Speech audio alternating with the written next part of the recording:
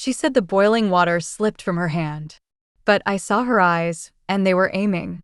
I used to believe kitchens were meant for warmth, for the slow dance of spoons in stew and laughter tucked into corners.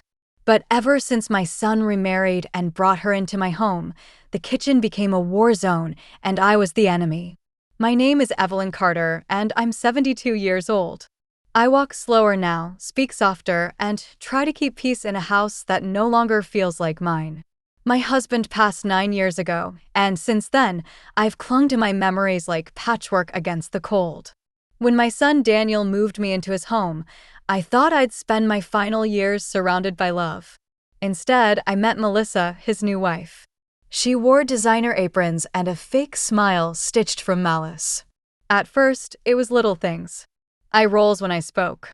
Her voice slightly louder when correcting me in front of guests. And then it grew teeth. She didn't just insult my age, she humiliated me. "Maybe you forgot how salt works, Evelyn," she'd sneer, yanking the spoon from my hand. "You're seasoning like someone with one foot in the grave." I laughed it off. Daniel never saw. He was always at work, always trusting that Melissa and I were bonding. What a joke. But nothing compared to the day of the incident. We were making Sunday stew. I remember because I always made it for Daniel as a boy. Melissa insisted on improving the recipe. I was stirring the pot when she bumped into me, her arm sliding right past mine, and then crash, a pot of boiling water spilled down my hand. I screamed, and she just gasped, "Oh my God, Evelyn. I didn't see you there." Her face was pure innocence, but her grip when she helped me up?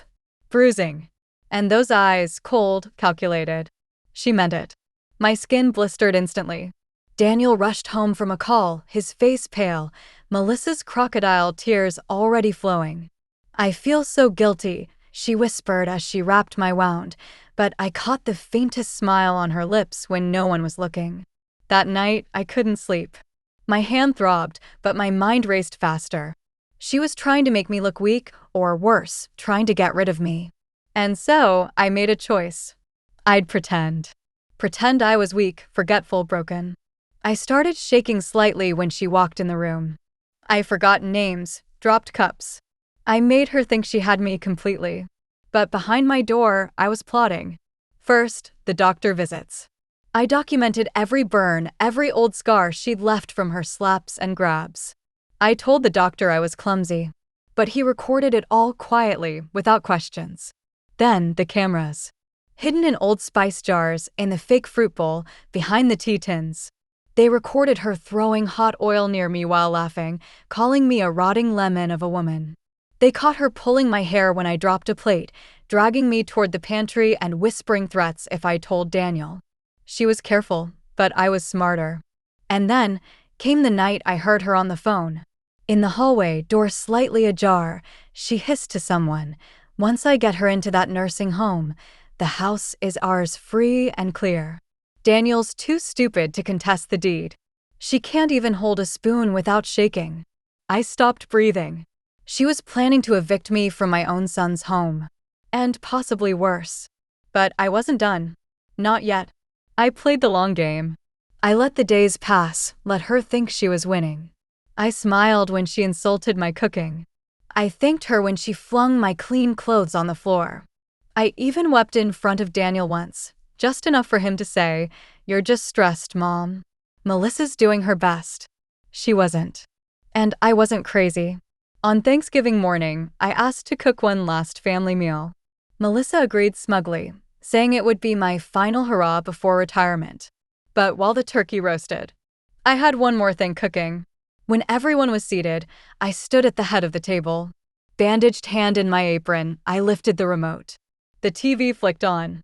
And the footage began. Melissa flinging oil. Melissa slapping me. Melissa whispering to someone about taking the house. The room froze. My son dropped his fork. Melissa lunged at me, screaming, "You edited this. This is fake." But the doctor stood up from the couch. Yes, I'd invited him too. And he confirmed every medical record matched the injury shown. Silence. Then Daniel turned to me, eyes wide. "Mom, I'm so sorry. I didn't know." Melissa shrieked, tried to run, but I had already made one more stop that week. The police. She was charged with elder abuse and attempted harm with intent to gain property. She begged me not to press charges. But I pressed play on more footage. In the end, I won my independence, and something more. Daniel signed over the deed to a small cottage near the lake, one I'd loved in my younger days. I moved there quietly. I bake for the church now. I walk freely, with no footsteps following me. Melissa? I hear she's out on bail, living with her sister. Alone. I still cook Sunday stew. But now, the only heat in my kitchen comes from the stove. If this story stirred your heart, made you angry, or reminded you of the silent strength many women carry, don't scroll away. Like, comment, and subscribe. And tell me, have you ever been underestimated and used it to win? They say bruises fade, but mine didn't. Not the ones she left under my sleeve, or the ones behind my eyes. The morning after Thanksgiving, after the footage exposed Melissa in front of the family, Daniel sobbed in his chair like a man who'd just seen a stranger in his wife's skin. But me? I was cold. Not angry, not relieved. Just cold, the kind of cold you feel after standing in fire for too long.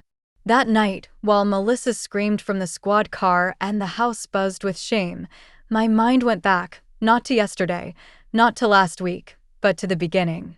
The day Melissa first walked into my house. She was stunning.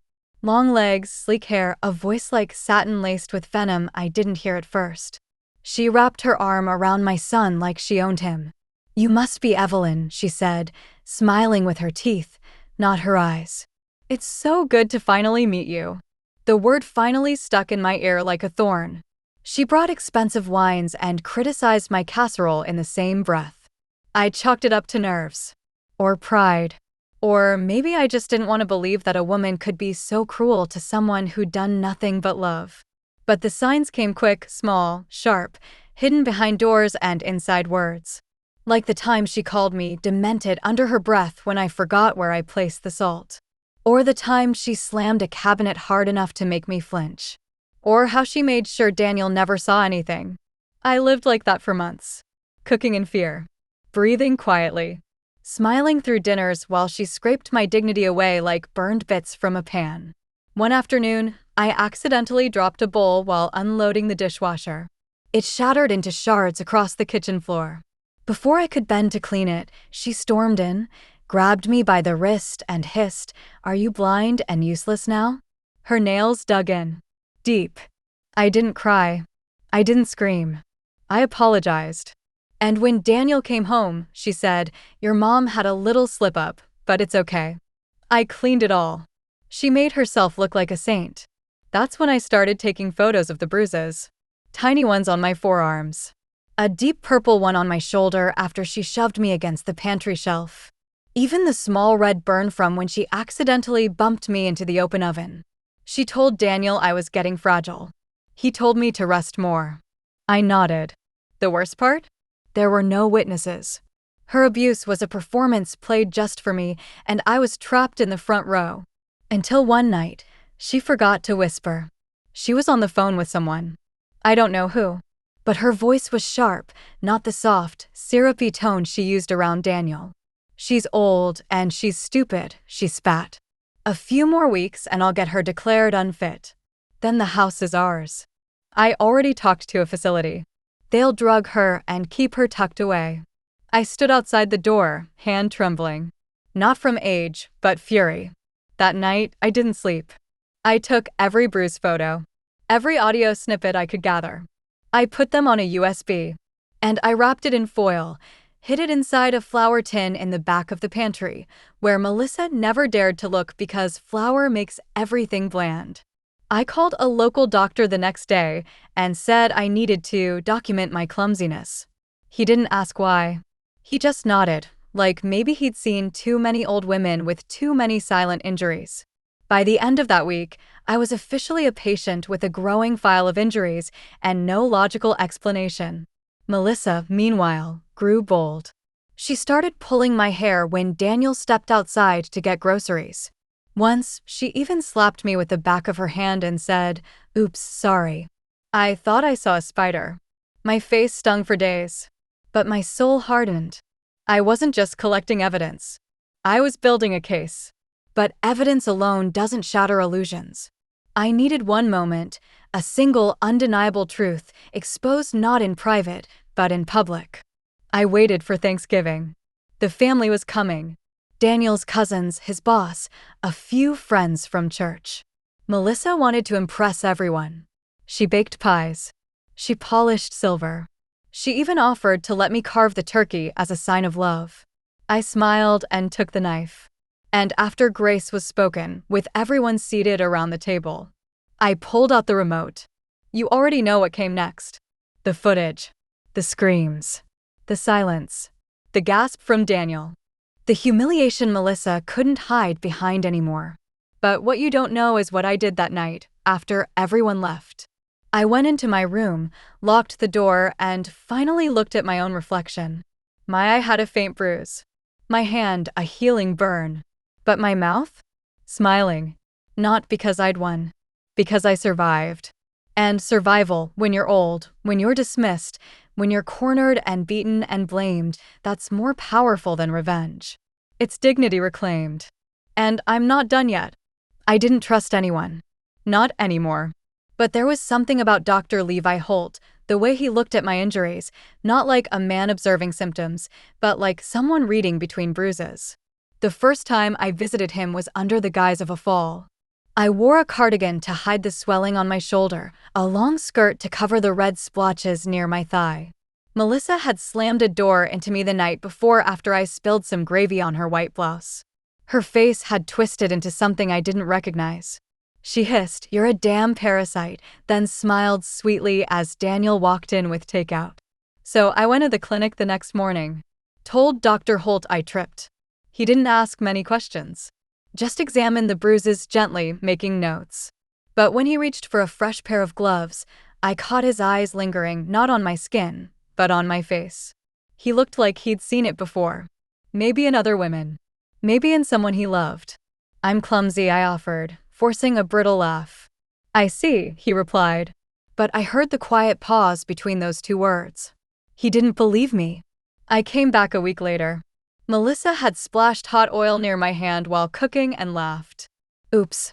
You really need to stay out of the way, Evelyn. Your reflexes aren't what they used to be." Dr. Holt saw the burns.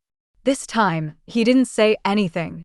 He just clicked his pen, wrote something down, and handed me a pamphlet not for burn care, but for elder abuse hotlines. I stared at the paper, then at him. He didn't push. Just nodded slowly, then said, "If there's something you're not telling me, I'll still be here when you're ready." I left it on the examination table and walked out. But something shifted inside me. Because someone knew. Someone saw. I didn't call the hotline. Not then. I wasn't ready to make it public. I didn't want to be a case number or a charity project. I wanted justice, slow, sharp, and undeniable.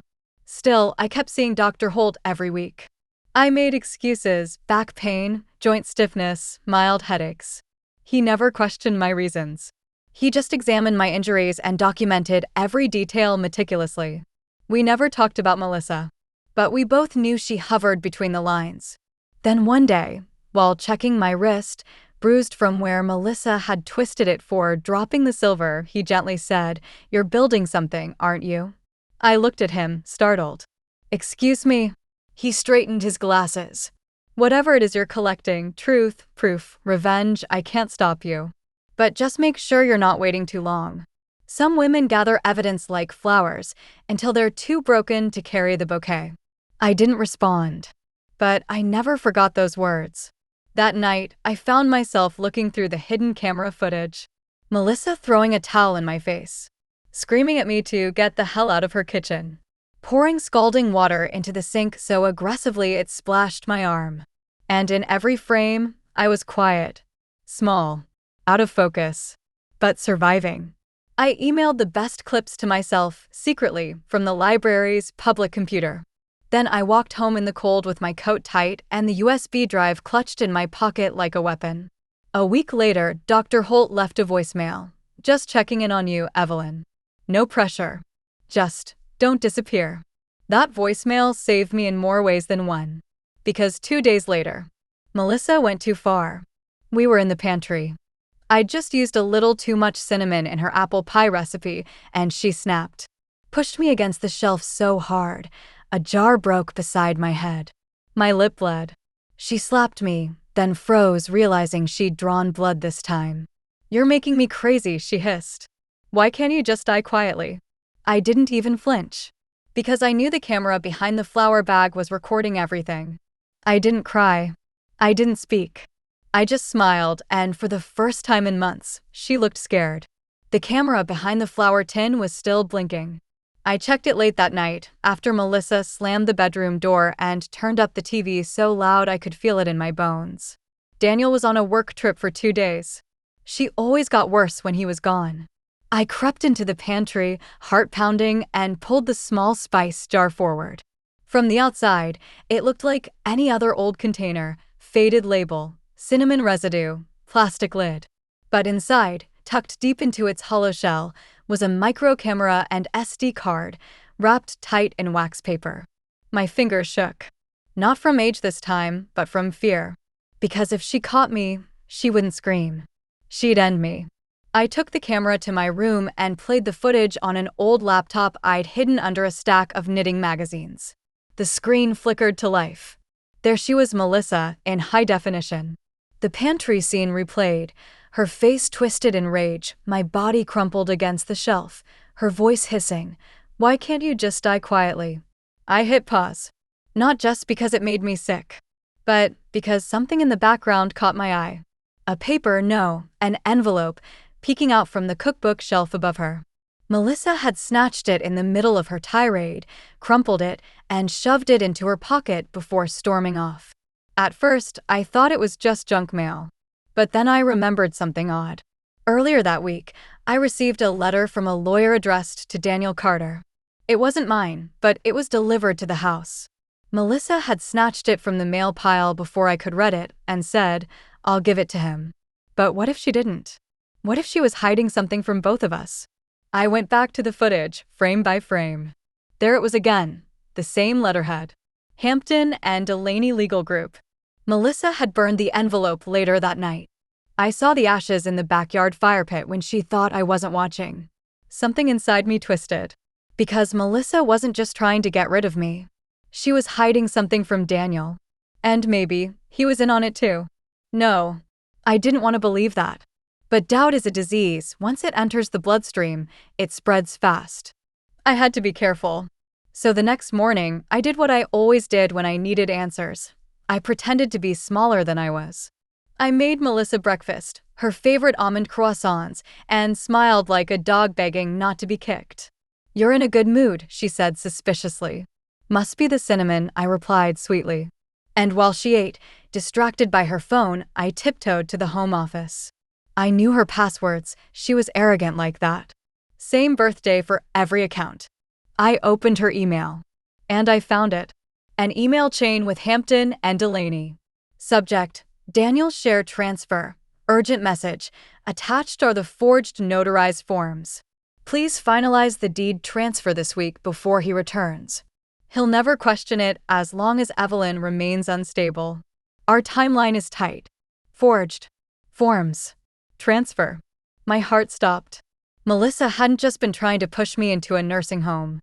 She had faked Daniel's signature and was transferring the house to herself behind his back. She wanted everything. Not just me gone. Not just my silence. She wanted Daniel broke, blind, and stuck with her forever. And I was the only thing in her way. I copied the emails. Every thread. Every attachment. I sent them to myself and to Dr. Holt, just in case. Then I cleared the history, tucked the USB back into its hiding spot behind the paprika, and walked out of the office as if nothing happened. But inside me, the quiet woman Melissa thought she was breaking was sharpening. And soon, I would stop pretending. Because now I didn't just have footage. I had fraud. I had proof. And soon, I'd have everything she tried to steal from me. I wasn't eavesdropping. Not at first. It was just past midnight, and I had gotten up for water. My hand still throbbed from the old burn, a reminder of the boiling water she accidentally spilled. I moved slowly, slippers quiet on the wood floor, heart tuned to every creak. Her door was cracked open, and then I heard her whispering, "My name." I stopped mid-step. The hallway was dim, lit only by the distant night light Melissa insisted on for my safety. I crept toward the linen closet just across from her bedroom door and slipped inside. The door closed silently behind me. I held my breath, crouched behind the towels, and pressed my ear to the thin wall. Her voice came through clear as water from a broken pipe. "She's still here." I thought she'd be gone by now. No, the footage didn't scare her. If anything, she's playing smarter.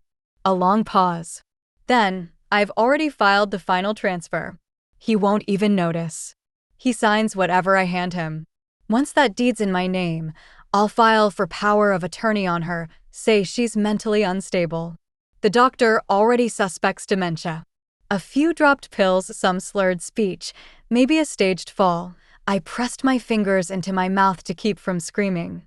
She was going to fake a mental breakdown for me, drug me, push me into full guardianship under her, then use Daniel as a puppet while she drained the house, the accounts, my life. She kept talking. "No, I'm not worried about Daniel. He's still under the guilt spell. Thinks she's his sweet old mom who's just a little foggy. It's pathetic. All I have to do is give him a baby and he'll forget she exists." A baby. Was she planning to trap him even deeper? Then her voice lowered. "Cold. Empty. And if she slips in the shower or gets lost outside one night and doesn't come back, well, no one would question it."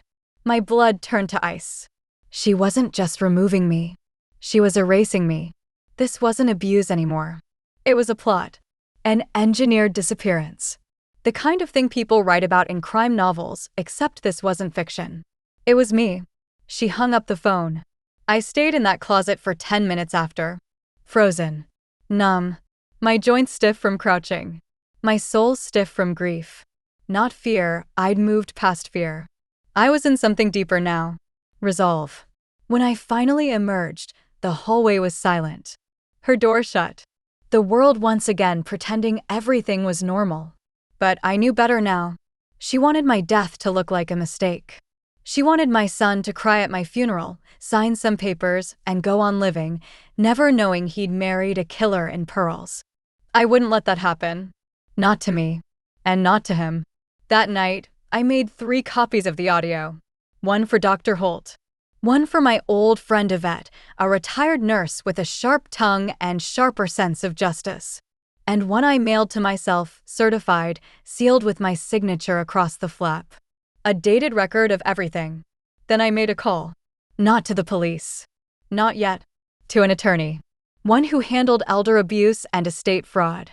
I used Melissa's voice against her, sent the email, footage, the audio of her saying she'd push for power of attorney, and the outline of her plan to force me into a breakdown. It wasn't a lawsuit yet, but it was a threat. And threats, when delivered right, make people slip. 2 days later, Daniel came home early from work. Melissa looked surprised. Nervous. Then the bomb dropped. "I got a call from Hampton and Delaney," he said, his voice low. Her face turned white. He held up an envelope, the same letter she tried to burn. "Why was this sent to you? And why does it say I transferred the house last month?" Melissa stammered, her words tumbling like dirty dishes from a broken shelf. I thought it would simplify things. For taxes, Daniel. Your mother, she's not well. You said she needed care, I was just, but Daniel wasn't listening." He turned to me. And for the first time in years, I saw it. The veil lifting from his eyes. The woman he loved exposed. And me, his mother, standing in the ashes of her lies, with nothing left to hide. I could hear them through the walls. The cracks in their marriage echoing like splintered glass. After Daniel confronted her with the letter, the one she thought she burned, Melissa had frozen. Her polished mask cracked in real time. I watched her go pale, eyes darting, lips twitching as she calculated how much Daniel knew and how much she could still twist. And twist she did. That night, I heard her dragging him into the bedroom. Voice low, sugar-laced, weaponized. Baby, I did this for us. Your mother's not well. She needs care, real care. And we were drowning, Daniel. You said the bills were piling up. There it was. The guilt tactic. She played it like a concert violinist. But Daniel, bless his stubborn heart, said nothing. Silence thicker than syrup. Then she played her last card. I'm pregnant. I froze. My hand on the teacup. Mid-step. I had been on my way to the kitchen for water, but her words stopped me like a slap. Pregnant. She said it again. We were supposed to wait to tell anyone, but maybe this is our chance to reset. If you let this house go, we can move. Start fresh. Raise our baby away from all of this. The way she said all of this made it clear. She meant me. I clutched the hallway railing. My knees went weak, but not from shock. From rage. Because I knew something she didn't know I knew. And now it was time to use it. The next morning, I made her breakfast. Toast. Jam. A soft-boiled egg. Served with shaking hands and a smile that must have looked like surrender. Congratulations, I whispered, sliding the plate toward her. I heard. Melissa looked up, startled. He told you. I shook my head. The walls did.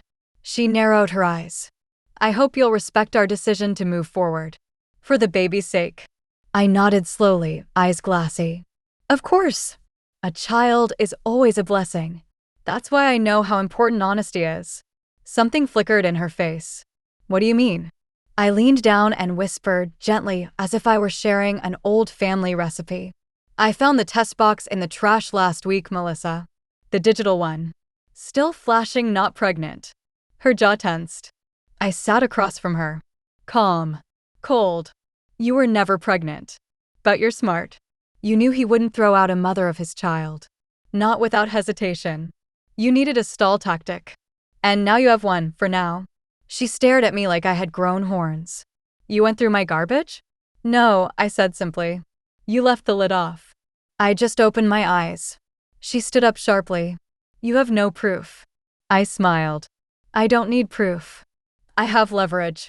You file that last deed, and I send everything to the district attorney. The footage. The emails. The audio. You'll be in handcuffs before you can say prenatal vitamins. Her chest heaved. You think Daniel will believe you over me? I leaned forward. I don't care if he believes me. I care that a judge will. Silence stretched between us. Heavy. Sharp. Finally, she turned and stormed upstairs. I exhaled. But I didn't relax. Because now we were at war. And wars aren't won with truth alone, they're won with timing. That night, Daniel approached me in the den. His eyes were red. Tired. She told me she's pregnant, he said quietly. I stared at the fireplace. And you believe her? A long pause. I want to, he said. But after the letter, after everything, I don't know what to believe anymore. I finally turned to him. Then believe what's in front of you, not what you hope for. He looked like a child again. Lost. Torn. I need time, he whispered. And I nodded. But time was a luxury I no longer trusted. Because if Melissa thought I was bluffing, she might come for me next. So before the night ended, I took one more precaution. I placed the USB in a small glass jar, sealed it tight, and buried it beneath the garden bench in the backyard, the one Daniel and I painted together when he was 12. If anything happened to me, someone would find it. And Melissa? She would burn. The kitchen used to be my church. I baked prayers into every pie crust, whispered forgiveness into simmering broths, and stirred love into every Sunday stew. But now it had become a battleground, where silence was a shield and every knife had a second meaning. Melissa had barely spoken to me since our conversation over breakfast. She still pretended, smiling, humming, running her hand over her belly like a mother-to-be, but her eyes watched me like I was prey that hadn't dropped yet. Daniel left early that morning for a work trip, 2 states away. 3 days. That's all she needed. I knew something was coming. She was too quiet, too composed. It was around 6:45 p.m. when it happened. I had just set the table, made a modest beef stew, and was walking toward the sink to rinse a dish. Melissa stood by the stove, frying onions, the air thick with oil and tension. She wore a crisp apron, not a drop on it. Her face serene. Until I reached beside her for the salt. That's when she did it. Her hand twitched. The frying pan shifted in her grip, just enough to tilt, and a splash of searing hot oil landed on my arm. I screamed. The pain was instant, white-hot like acid. "Oh my God," she gasped, backing up theatrically. "You bumped me." My sleeve sizzled. I stumbled backward, clenching my arm, skin already bubbling in places. But through the haze of pain, I saw her face. Blank. Unmoved. And then, the faintest twitch of a smile. She was enjoying it. That's when something snapped inside me, not fear, not even rage. Clarity. I didn't need any more proof. I didn't need Daniel to believe me. I had enough now to bury her in court, even if I ended up in the hospital. I turned to the spice rack. Camera light, still blinking. It had caught everything.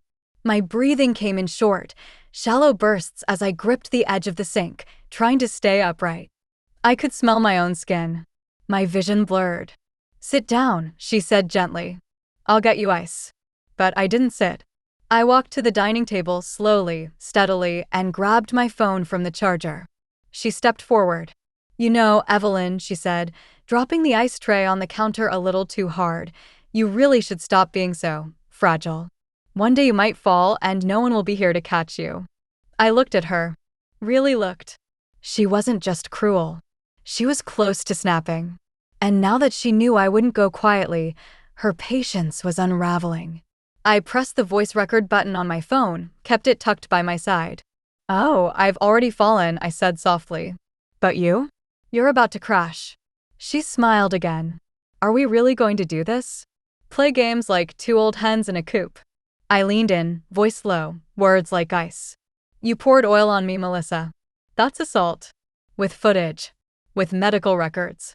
With a damn motive signed and dated." Her face changed. Just a twitch at first. Then full panic.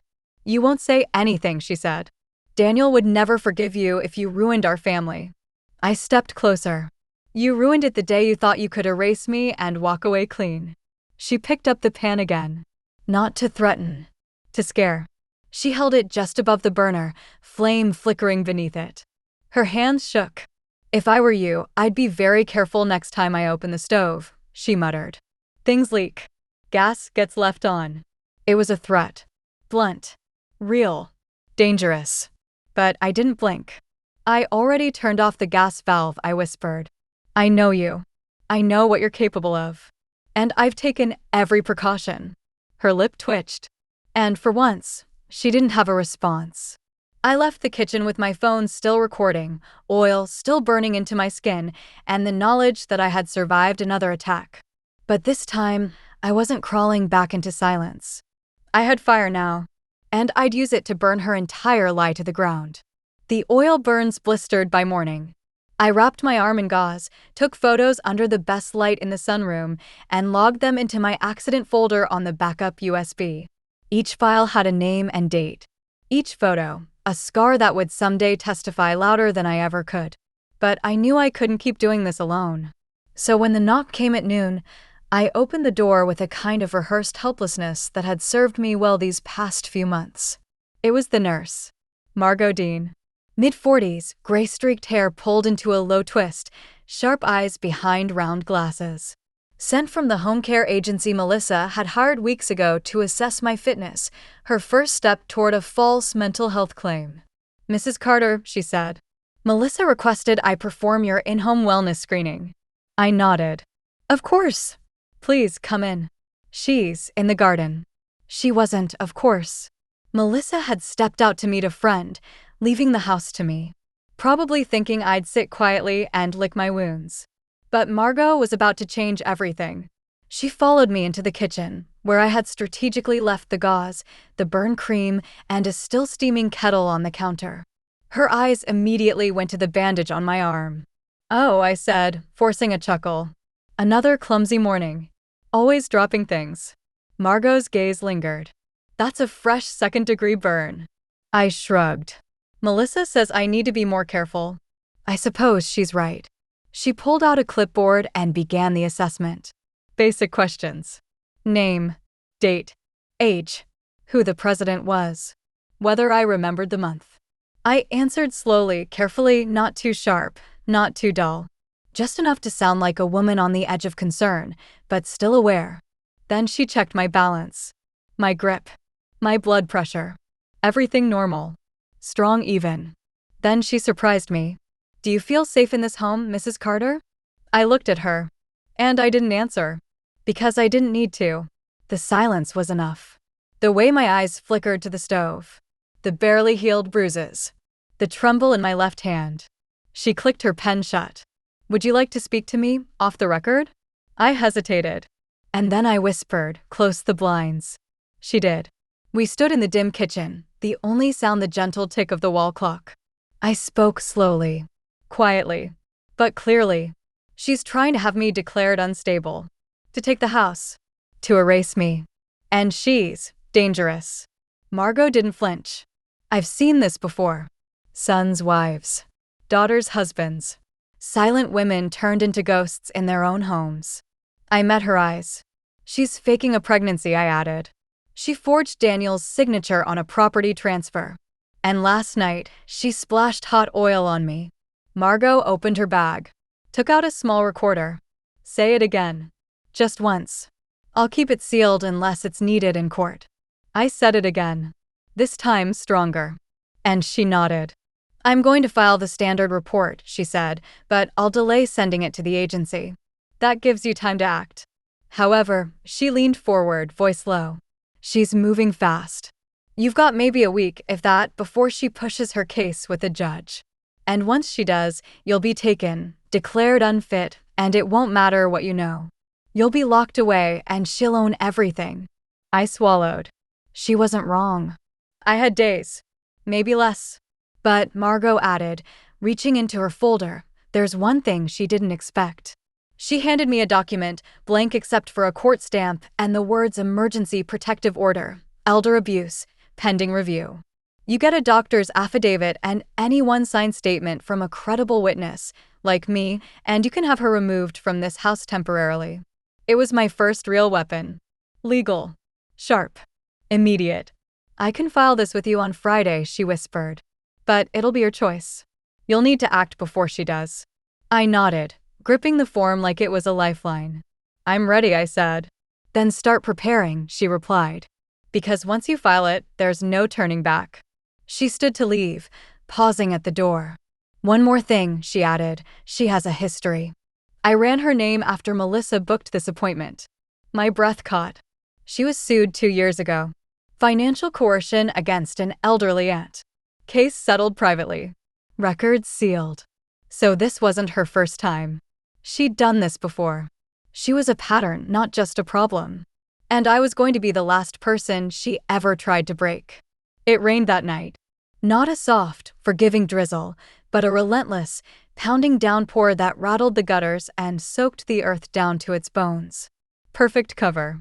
I waited until Melissa fell asleep after her third glass of wine and her nightly phone call to someone I still hadn't identified.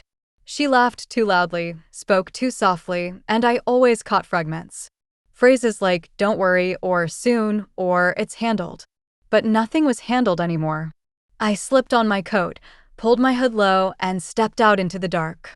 The backyard was silent, except for the rain and the distant hum of traffic.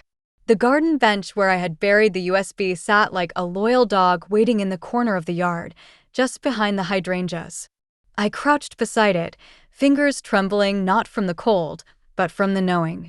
Tonight was the night. I dug through the wet soil. 6 inches down. My hands were slick with mud. My knee throbbed.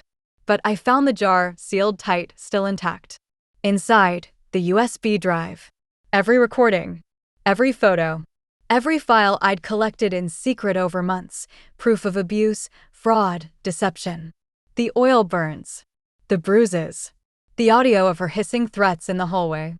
The footage from the kitchen. And now, Margot's affidavit too. I held it to my chest like a relic, soaked and shaking. Then I heard it. A door creaked. I froze. Light spilled from the back porch, Melissa. She stepped out slowly, barefoot, one hand gripping a phone, the other wrapped in her robe. I dropped flat to the ground, heart pounding, barely hidden behind the bench. The rain masked some sound, but not all. She walked toward the lawn, stopping just 10 feet from where I lay in the mud. I watched her breath plume in the air. She was looking for me. Her voice cut through the night. "I know you're out here." My blood ran cold. "What did you think?" She laughed bitterly. "You'd run to the neighbors with your old lady sob story? File a complaint? Daniel will never believe you. You're slipping. You don't even hide your tracks anymore." I gripped the USB tighter. She moved a little further into the yard, turning her back to me for just a second. I could hear her on the phone now. "Yeah, I don't know where she went. Backyard maybe. No cameras here. She's getting sloppy. Probably trying to dig up something. But don't worry, by this time next week, she'll be in a care facility with padded walls, and I'll have the deed in hand." I wanted to scream, to leap up and shove every word back into her throat. But I didn't. Because power isn't in the reaction. It's in the timing. She lingered, then cursed under her breath and walked back inside, slamming the door behind her. I didn't breathe until I heard the lock click. Then I pulled myself from the mud, crawled back to the side door, and slipped inside like a ghost. I hid the USB in a new place, inside a hollowed-out book in the guest room that Melissa never touched. The title? How to Care for Aging Parents. The irony stung.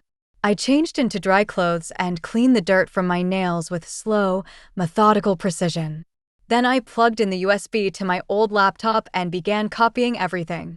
This time, not just for safety, but for delivery. Margot was coming in 2 days. And when she did, I would have everything ready.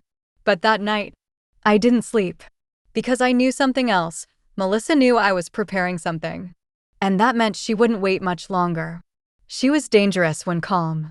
But when cornered, she was lethal. I smelled the gas before I saw it. It was early, barely light out, when I stepped into the kitchen, slippers quiet against the tile. Melissa was already gone, supposedly on a prenatal checkup. Her tone had been overly sweet as she left, like molasses masking arsenic. But the second I opened the pantry door, it hit me. A sharp, chemical scent. Faint, but unmistakable. I paused. Listened. The stove was off. The pilot light? Still blinking. But 2 of the burners, just slightly, were turned to on. No flames. Just gas. I didn't panic. I opened every window, every door, turned off the main valve under the sink, and stepped outside until the air shifted back to clean. Then I went back in and checked the cameras. Sure enough, at 4:13 a.m., Melissa had crept into the kitchen in her robe. She stared straight into the pantry, adjusted the knobs, and walked away without lighting a thing. Like it was an accident. A quiet setup. A story she'd tell later with just enough pity. She must have forgotten she turned the stove on. Poor thing. She was getting confused lately.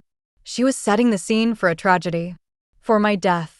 I made 3 new copies of the footage and saved them to cloud storage. Labeled the file, Attempted Gas Leak, 4:13 a.m. Then I made tea. Sat in the armchair by the front window and watched the light rise over the lawn. By the time Melissa returned, shopping bags in hand, hair perfect, humming something from the radio, I was waiting. She looked at me like I was already buried. "You're up early," she said. "So are you," I replied, with a smile that didn't reach my eyes. She unpacked groceries like nothing had happened. Placed a matchbox by the stove. Subtle, but not subtle enough. I watched her fingers brush the box and imagined how easily one spark could have turned this house into a grave. She was playing her final card. She knew I had evidence. She knew I was preparing something. And instead of waiting for the courts, she tried to finish it herself. But here's the thing about fire, it burns in both directions. That evening, I made dinner like always. Roast chicken. Glazed carrots. Just enough wine to dull suspicion. Daniel was still away. Just one more day. Melissa sat across from me at the table, smiling smug.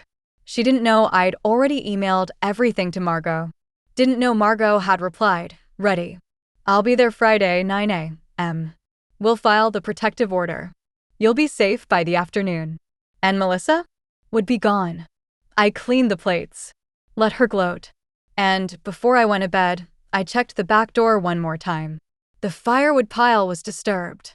Not by raccoons. By human hands. She had planned a second attempt. Maybe tonight. Maybe tomorrow. But it didn't matter. Because when Margot arrived in the morning, so would justice. The morning felt too quiet. The kind of quiet that doesn't soothe. The kind that warns.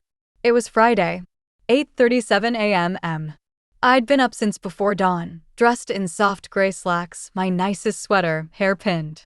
I looked like someone respectable. Someone sane. Someone the law wouldn't ignore. The USB drive was in my pocket. The footage was on 3 cloud backups. Margot was due in 23 minutes. And Melissa? Nowhere in sight. Her bedroom door was shut. No footsteps. No creaking floorboards. Just stillness. I stayed in the kitchen, hands folded, pretending to read the newspaper. The gas valve was off. Every window cracked open. I wasn't going to give her a single chance to twist anything. Then, the doorbell rang. Right on time. I opened it before the second chime. Margot stood there, clipboard in hand, sharp-eyed and calm as ever. She gave me a brief nod. Ready? I stepped back to let her in. That's when Melissa appeared. Right behind her. Dressed in a pale blue maternity dress that looked intentionally modest. No makeup. Hair flat. Eyes red, as if she'd cried herself awake. She didn't look like a villain. She looked like a victim. I need to speak with you, she said, her voice trembling. Please. Alone. Margot paused. I opened my mouth to object, but Margot raised a hand. It's all right, she said softly. Let her talk.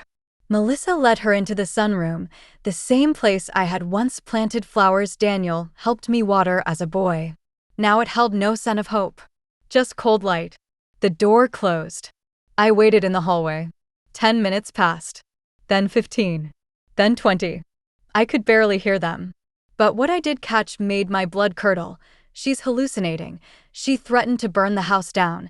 She has these USBs filled with made-up footage she edits herself. Margot didn't interrupt. Just listened. But I knew her well enough by now. She was weighing the lies like bricks, measuring whether the weight matched the truth. I took a breath and opened the door. No more secrets, I said. Not today. Margot turned to me, cool and unreadable. Melissa says you're delusional. That you've been doctoring footage. That you fabricated your injuries. I expected that, I replied. I pulled the USB from my pocket. She's lying. And this proves it. Including your own voice, Margot, asking me off the record if I felt safe here. Melissa's face paled. That never happened. I clicked play on the recorder. Margot's voice. Would you like to speak to me, off the record? Silence fell like a dropped plate. Melissa blinked. Then she changed tactics. Broke into a sob. She's doing this to me because I'm pregnant. Because Daniel loves me. She wants me gone. Margot stared at her. You're not pregnant, she said, flatly. Melissa stopped. Margot pulled something from her clipboard, a lab order. I had the agency request proof of pregnancy after you listed it as a medical concern for Evelyn. The clinic confirmed there's no record. Not this month. Not any month. Melissa's lip trembled. For the first time, she had no words. Just silence. And in that silence, everything crumbled. Margot turned to me. Let's file the order. It took an hour. Margot made the call. Faxed the forms. The police liaison confirmed they'd arrive by late afternoon to escort Melissa out under emergency protection laws. She wasn't arrested, not yet. But she would be removed. And then, formally investigated. The moment she realized it was real, Melissa lost the act. She came at me, screaming, spitting, calling me everything from a witch to a dying leech. It took Margot and a second officer to hold her back as she kicked the edge of the table, nearly broke the lamp, and tried to grab my hair. But I didn't move, didn't blink, because this was her final moment of power. And it was slipping through her fingers like ash. She was let out in cuffs for aggression, not arrest, and as the door closed behind her, I felt air enter my lungs like I hadn't in months. Daniel wasn't home yet, but when he returned, he would find a house that had survived fire, and a mother who never stopped fighting. He pulled into the driveway just before sunset. The headlights cast long shadows over the garden where I had buried the first USB, where I once taught him how to plant tomatoes and later, how to lie about sneaking cookies from the cooling rack. He stepped out of the car slower than usual, suitcase in hand, his tie half undone. I watched him from the porch, hands clasped tightly in my lap. He hadn't seen the flashing lights. He hadn't seen her being taken. But he felt it. Something in the stillness of the house. The way the curtains didn't move. The smell of bleach still faint in the air from where she smashed the vase. "Where's Melissa?" he asked, setting his bag down by the door. I stood. "She's gone," I said, voice steady. "Removed under an emergency protective order. She tried to burn the house down, Daniel. Twice. She poured oil on me. Said a gas leak. Faked a pregnancy. And forged your signature to steal this home." He stared at me like I had spoken a foreign language. For a moment, I thought he'd laugh. Or yell. Or deny. But instead, he just said, "No." I handed him the USB. "The password is your birth year. Everything's on there. Video. Audio. Emails." Her voice saying she wanted me gone. Margot's affidavit. The footage from the stove. The burn on my arm. Go watch it. All of it. He didn't take it at first. His hand hovered, hesitant. Then finally, he grasped it. I turned away. Not out of shame, but because I couldn't bear to watch his world tilt. His love unravel.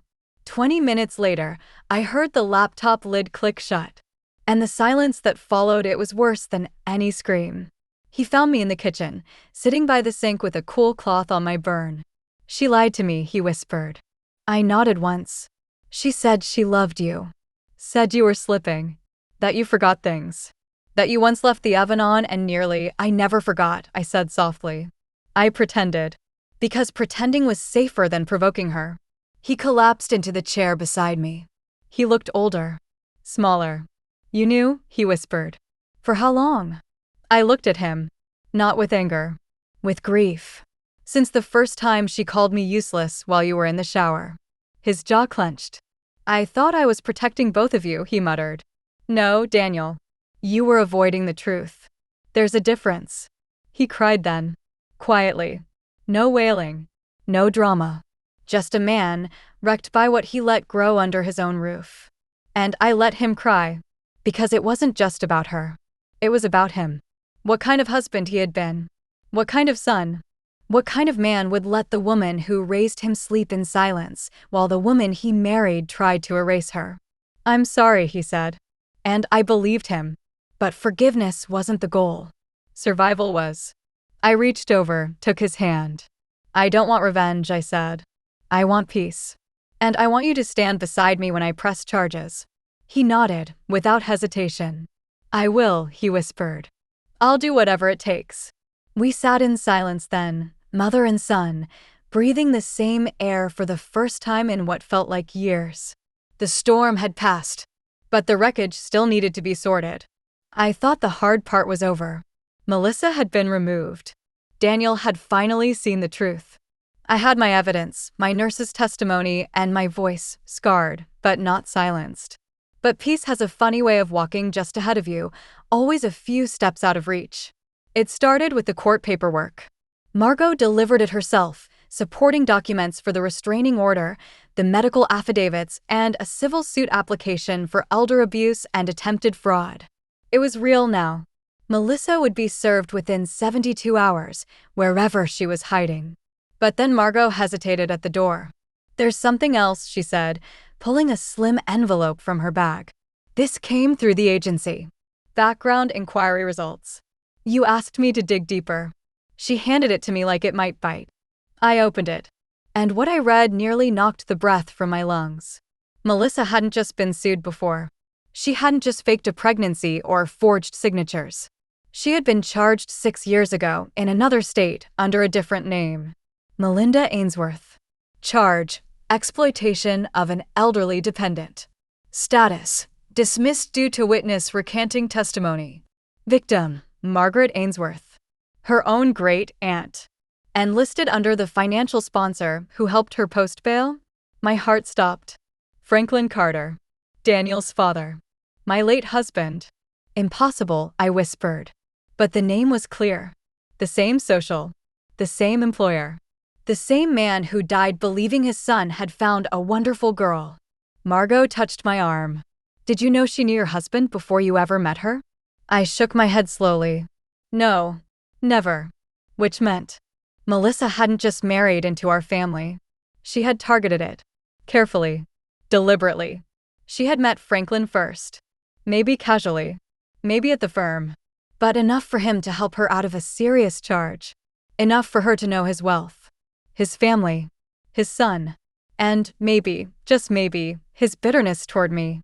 My hands trembled as I put the paper down. She groomed this, I murmured. She planned it all. This house. This family. Me. Margot nodded grimly. And there's something else. That elderly aunt? She died 2 months after the case was dropped. Heart failure. No investigation. No autopsy. I stared at her. My voice came out flat. She's done this before.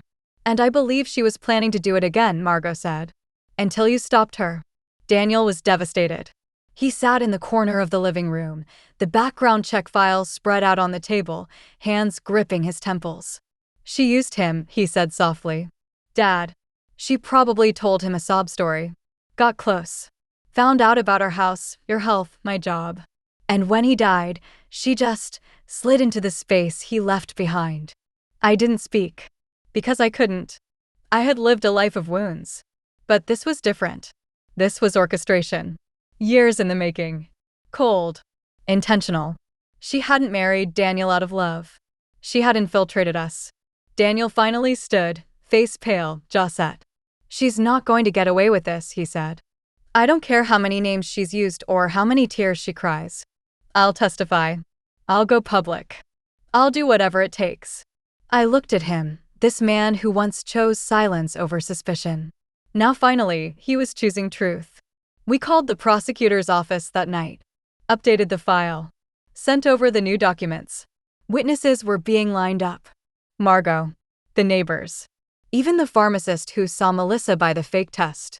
But deep inside, I knew Melissa wasn't finished. Women like her don't surrender. They adapt. And sure enough, the very next day, we received a letter in the mail. No return address. No handwriting. Just a typed note, you think you've won. But you have no idea who I really am. This is far from over. Taped to the inside? A photo. Of me. Sleeping. Taken from the hallway inside our home. I stared at the photograph like it might crawl off the table. It was a close-up of my face. Peaceful. Mouth slightly parted. Eyes closed. Taken from an angle that could only mean one thing. It wasn't through a window. It was inside the house. Daniel hovered behind me, stiff, silent. We turned the photo over. Nothing on the back. No fingerprint smudges. No scent of perfume or cologne. Just the faint, metallic smell of printer ink and violation. She was still watching us, I said. Or someone still is, Daniel replied, voice tight. The thought sent ice down my spine. Because Melissa was supposed to be gone. The court order was filed. Her car was nowhere near the house. She hadn't contacted Daniel. No messages. No calls. But somehow, she was still seeing us. And I knew then what we had to do. We searched the house. Room by room. Drawer by drawer. Attic. Basement. Laundry chute. Until finally, in the guest room, inside an old porcelain vase that hadn't been moved in years, we found it. A camera. Miniature. Black. Tucked between silk flowers and dust. Pointed directly at the hallway that led to my bedroom. Daniel pulled it out with shaking fingers. It's wireless, he said. She could have been watching everything through her phone. I sat down slowly, my knees giving out. How long had she been watching? Before she was removed? After? Had she snuck in and planted more? Was she ever really gone? That photo. It meant she or someone working with her entered this house again. Even after the protective order. Even after everything. We called the police immediately. An officer came and swept the house, found 2 more hidden devices. One inside the utility closet vent. Another in the living room lamp base. Each one carefully placed. Shielded from casual view. installed by someone who knew the layout of the home and knew exactly where I slept, sat, and prayed. This is stalking, the officer said. A clear violation of the protective order. She's escalating. Daniel's hands were fists. She's not going to stop. The officer took the devices for evidence and left us with a temporary panic button. If she approaches the house again, press this. It pings the nearest patrol car. But lock your doors. Keep curtains drawn. Daniel reinforced the windows that night. Put in new deadbolts. We moved my bed into the master bedroom, his old room, and I slept with the panic button on my nightstand. But I didn't sleep much. Because now, it wasn't just about the house. It was about my life. And the way Melissa had stared at me in that final moment before she was dragged out? It wasn't defeat. It was delay. She had planned something. Maybe even planted something. And the more I thought about her connections, her lies, her false identities, the more I began to suspect she hadn't acted alone. Someone had helped her get back into this house. Someone with a key. The next morning, we checked the security system logs. There it was. Tuesday, 3:21 a.m. Back door, opened. 32 minutes later, closed. No alarms. No alerts. Why? Because the system had been deactivated remotely. And only 2 phones had access to it, Daniel's and mine. We checked the system server. That access had come from a third device. An old admin profile. One created over a year ago. By Franklin Carter. My dead husband. Grief is supposed to end in peace. But I was learning that when evil dies, it doesn't always stay buried. Daniel stared at the screen in disbelief. The admin profile named F. Carter_Maine had logged in 3 days ago. Dad's account, he whispered. But he's dead. That account should have been deactivated. It hadn't been. It had remained quietly active, hidden deep in the smart home interface, the one Franklin had set up himself before his death. He was always meticulous about tech, obsessed with passwords, logs, surveillance. I remember the way he insisted on upgrading our locks to fingerprint access. The way he installed redundancy cameras and created multiple encrypted backups of everything. I used to think it was caution. Now I realized it was control. Franklin hadn't just monitored the house. He had recorded us. And someone still had access to his tools. Melissa. We checked the login history. The data stunned us. That admin account had accessed the system weekly, even after Franklin died. Which meant someone either had his login credentials or he had shared them with someone before his death. Daniel sat back, face strained. She knew him. She knew him, Mom. She was in our house before she married you, I said. Maybe not physically, but digitally. Watching. Planning. Then we found the worst part. Inside the admin folder, one we had never opened before, was a set of video archives labeled by date. Dozens of them. The earliest was over 18 months before Daniel met Melissa. And in one of them, Melissa was on screen. In our kitchen. Wearing a ponytail. A black blouse. Younger, but unmistakably her. And she wasn't alone. She was sitting across from Franklin. Laughing. Sharing wine. Discussing something we couldn't quite hear until the audio adjusted. It's just her and the son? Melissa asked. Franklin nodded. And me. But not for long. What's the value on the house? About $860K. More if we push the renovations. And the will. He chuckled. Still in her name. But that won't last. The screen went black. My breath left my lungs like a dying wind. Daniel stood. He planned this. With her. Dad planned to erase you. I said nothing. Because no words could make that kind of betrayal smaller. Franklin had been grooming her to take my place. And when he died unexpectedly, too soon, she had continued his work. Married his son. Targeted me. And finished the job Franklin never got to complete. We printed the screenshots. Filed them in the court packet. Added them to the police report.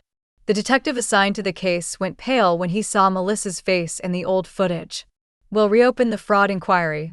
And now we have a second suspect, your husband. We may need to exhume financial records going back 10 years. I didn't argue. Let the dead be questioned. Let every lie unravel. Let Melissa watch her empire crumble from whatever hole she was hiding in. That night, I sat by the fire. Not to warm myself, but to watch something burn. The last framed photo of Franklin and me on the mantel. I stared into his eyes one last time. And then I threw it in. The glass cracked. The wood frame curled in on itself. And for the first time in decades, I felt free. It happened just after dusk. The sky was a bruised violet, the kind that hangs too low like it knows something terrible is about to happen. Daniel had stepped out to get dinner, and I was alone again for the first time in days. I almost didn't notice the silhouette near the garden gate. At first, I thought it was a neighbor. But no one else moved like that, shoulders too still, stance too sure. I stood at the kitchen window, the knife in my hand frozen mid-chop. She stepped forward. Melissa. Wearing black. Hair pulled tight. Eyes locked directly on me. She didn't knock. She didn't shout. She didn't pace. She watched. And that was more terrifying than any scream. I pressed the panic button. Police response time, 7 to 9 minutes. That left us with too much time. I walked to the back door. Locked. Deadbolt engaged. But still, her presence clung to the walls like smoke. The scent of her was still in the air, fake lavender, poison charm. Then I saw it. A white envelope slid through the mail slot. It hadn't been there moments ago. I picked it up with shaking hands. Inside, a single note. I took everything from you. But he gave it to me first. My breath caught. She was talking about Franklin. She wasn't denying it anymore. She was taunting me. I turned back toward the window and she was gone. No sound. No footfall. Just absence. The police arrived 4 minutes later. Too late. But I filed the incident. Handed them the note. And gave a description of what she was wearing, how she stood, how her eyes had changed. She's no longer trying to steal from me, I told them. Now she wants to haunt me. The officer nodded grimly. She's breaking the protective order. We'll issue a warrant. Daniel returned pale-faced and furious. She was here? While I was gone. I nodded. She wants something more than revenge, I said. She wants the satisfaction of ruining me to my face. And she thinks I'm still weak enough to let her. But she was wrong. I wasn't the woman who kept quiet anymore. I wasn't the one who stayed in bed and wished things away. I was ready. At midnight, I moved through the house alone, flashlight in one hand, kitchen knife in the other. Every lock double-checked. Every curtain drawn. Then I paused outside the basement door. Something felt wrong. I opened it slowly. Darkness. And something else, the smell of bleach. I flicked the light on. Nothing visible. But in the far corner, beneath the stairs, something glinted. A small silver key. I picked it up carefully, using gloves. It matched nothing in the house. But engraved on its side was a single word, Mother. And I knew then Melissa hadn't just returned. She had left something behind. Something she wanted me to find. A message. A game. And the final round was about to begin. The key haunted me. Silver. Smooth. Cold. Labeled Mother. It didn't match any room in the house. Not the old garden shed. Not the antique chest in the attic. I tried them all, hands trembling, breath shallow. Until I remembered something Franklin had once said years ago, half drunk, almost laughing. Some doors aren't meant to be opened unless the family's gone. Back then, I had thought it was metaphor. A selfish man's bitterness. But now, it sounded like a blueprint. I searched the study, his old study, which I had avoided since he died. It still smelled like cologne and dust. The bookshelves lined with law books and financial ledgers. But on the far wall, behind a leather chair and a worn tapestry, was something I had never touched. A panel. Faux wood. Slightly off-center. I pressed. It gave. Behind it, a narrow safe, bolted into the wall. And, just beneath the lock, a silver keyhole. Mother. The key turned. With a click that echoed like thunder. Inside, a small steel box, stacked with folders, envelopes, a USB, and a photo. A photo of Melissa. And Franklin. In a hotel room. Arm in arm. But not like co-conspirators. Not like partners. Like lovers. I sank to the floor, the box open in my lap. He hadn't just introduced her to Daniel. He had brought her in first, groomed her, shared his plan, slept with her. And when he died, whether by fate or karma, she had simply continued alone. Inside the folders, records of financial transfers. Dozens of them. From Franklin's private accounts to Melissa's name under multiple aliases. Years before Daniel even met her. Some dated during our marriage. Others marked after our anniversary dinners, after nights he told me he loved me, while he was secretly funding a woman who would one day try to kill me. The USB contained voice memos. I clicked one. Franklin's voice. She understands the plan.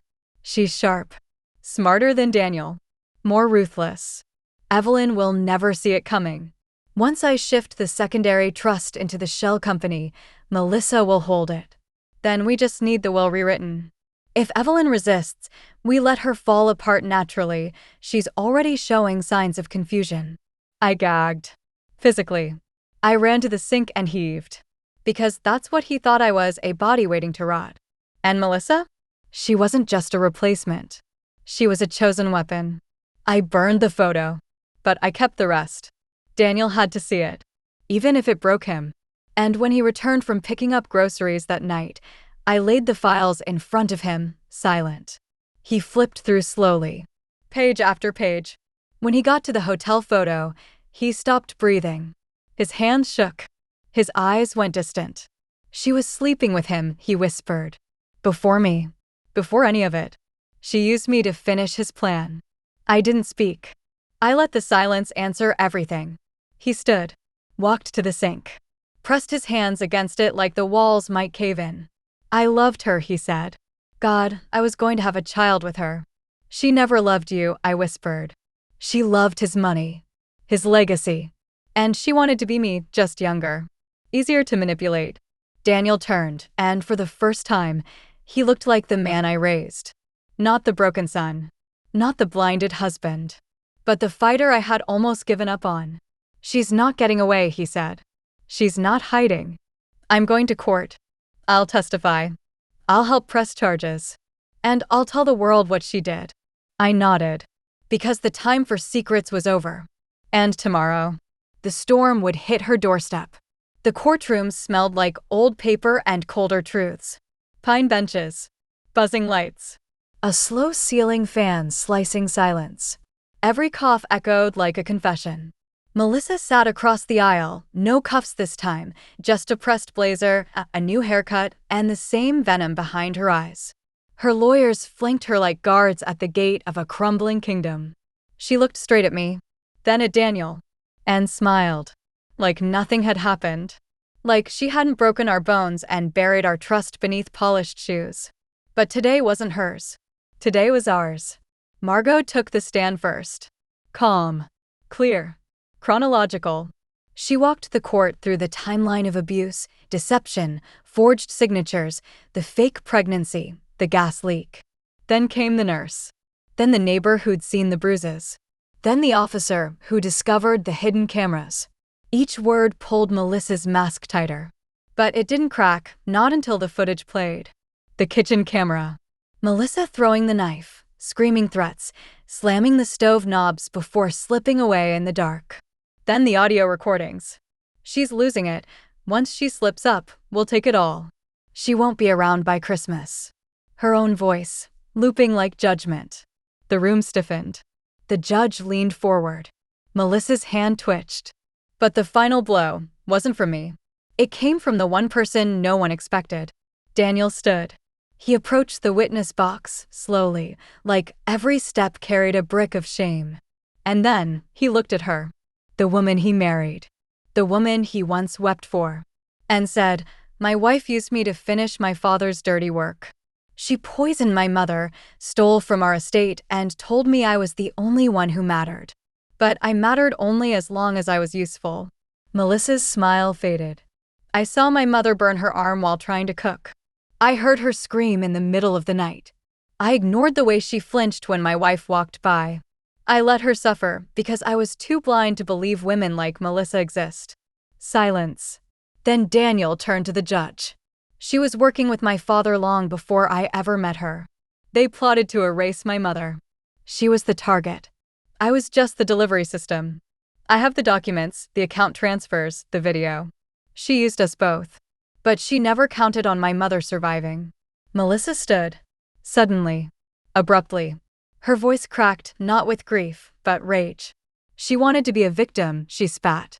Always crying, always fragile, always turning you against me. She deserved to lose everything. Security moved toward her. Daniel stared, hollow. She deserved a family. You turned it into a war. Melissa's lawyer tried to silence her. She shoved him.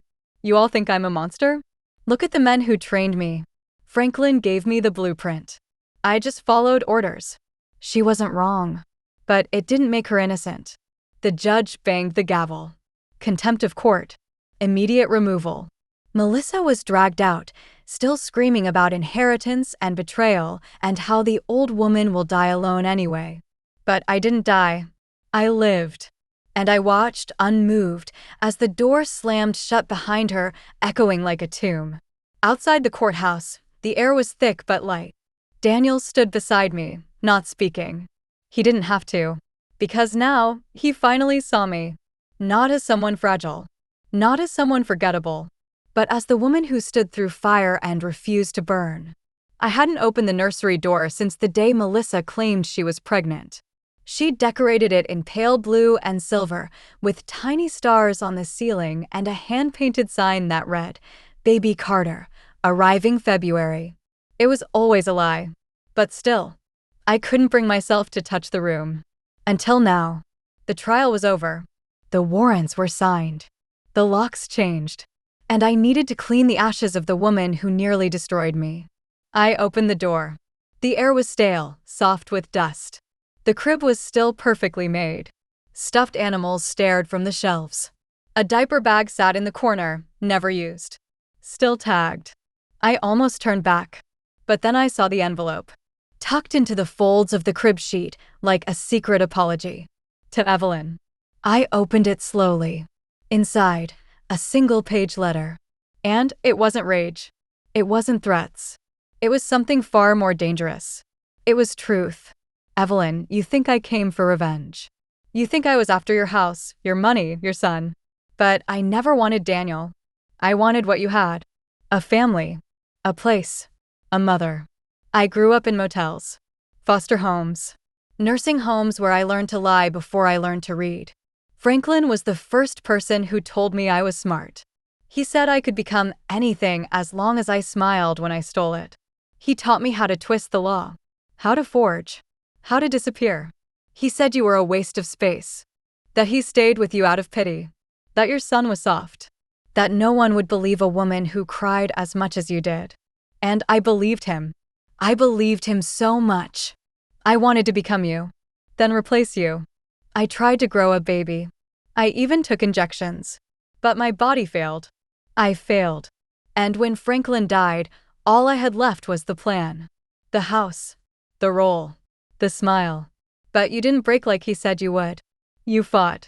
And that ruined everything. So I leave this for you. Not because I regret it. But because I finally understand you never had power because you were rich. You had power because you stayed. Because you endured. Because you loved a family that never truly protected you. That kind of strength? I could never fake it. Not even with all the lies in the world. Goodbye, Melissa. I stood over the crib, hands shaking. Not from fear. Not from anger. But from something deeper. The crushing weight of knowing that even the woman who nearly killed me was broken by someone else long before I ever met her. Franklin had shaped her. Used her. And then left her behind. Just like he tried to do to me. She was a weapon, yes. But he forged it. She only lit the fuse. I folded the letter. Tore it once. Then again. Then let it drift into the nursery trash, piece by piece, until it was just paper dust. Because her words would not be the last thing left behind in this house. That night, I walked into the garden. Lit a match. And dropped the shredded baby sign into the fire pit. Baby Carter, arriving February. Gone.